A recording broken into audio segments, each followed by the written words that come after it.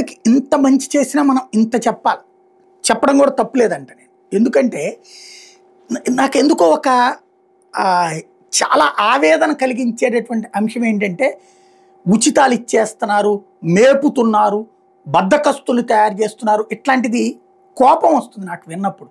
దానికి కారణం ఏంటంటే, ఇవాళ ఒక బిల్డింగ్ కడుతున్నాం, కట్టడానికి కూలీ ఇస్తున్నాం. మనం నిజంగా మనం కట్టగలమా? ఆ చేతనైతే కూలీ అవసరమా మనకి? కూలీ నిజంగా వాళ్ళకి సఫిషియంట్ అవుతుందా? ఇక్కడ ఈ బిల్డింగ్ కట్టుకుని మనం 40 ఏళ్ళో 50 ఏళ్ళో ఉంటున్నాం, ఆ తర్వాత కూడా అమ్ముకుంటాం, ఇంకా లేకపోతే తరాలకు ఇస్తాం.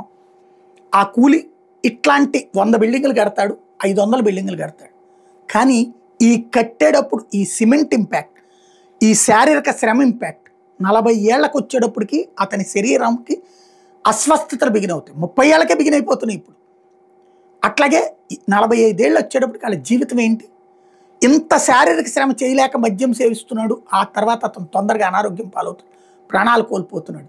అట్లాంటి పేద కుటుంబాలకి అంటే ఈ సమాజపు బాగులో వాళ్ళు పార్ట్.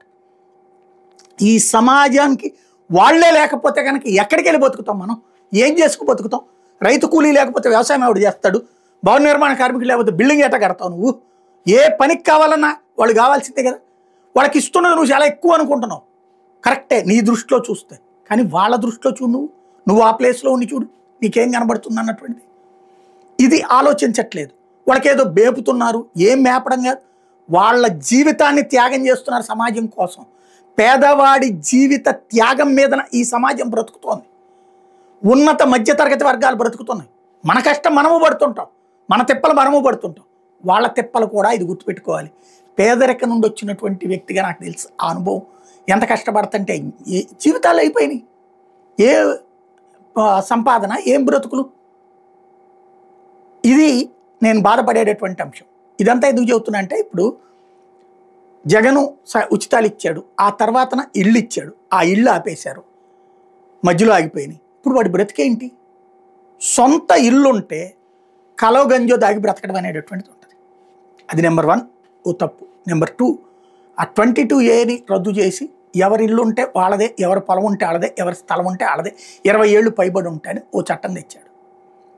దాన్ని ఎవరో తినేస్తున్నారు అనే ఒక దిక్కుమాల ప్రచారం వైసీపీ వాడు ఎవడో తింటున్నాడు. ఎస్, నువ్వు కూడా అమ్ముకో కావాలంటే. ఇన్నేళ్ల నుంచి వాళ్ళ సొంత దయ్యుండి కూడా అమ్ముకునే స్తోమత లేక ఆగిపోయినటువంటి వాళ్ళకి, లేదా పక్కన ఇల్లేమో 50 లక్షల రూపాయలు, ఇదేమో 10 లక్షలే అని చెప్పేటటువంటి సిచ్యువేషన్లో ఆగిపోయినటువంటి వాళ్ళు ఎవరైతే ఉన్నారో వాళ్ళకి ఇప్పుడు ఒక వెసులుబాటు కల్పించే ఒక చక్కటి అవకాశం. ఎలక్షన్స్ ముందే ఇచ్చి ఉండొచ్చు, ఓట్ల కోసం ఇచ్చి ఉండొచ్చు. దాన్ని మీరు ఇస్తానన్నారు కదా. చివరికి అస్సైన్డ్ మీద 3వ కమిటీ జ్యోతినే రాసింది, సారీ ఏ డెసిషన్ తీసుకోలేదన్న.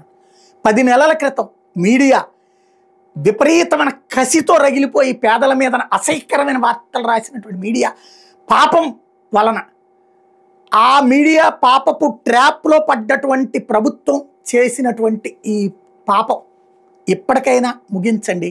ఆ పేదవాడి బ్రతుకుకి ఒక ఆసరా ఇవ్వండి.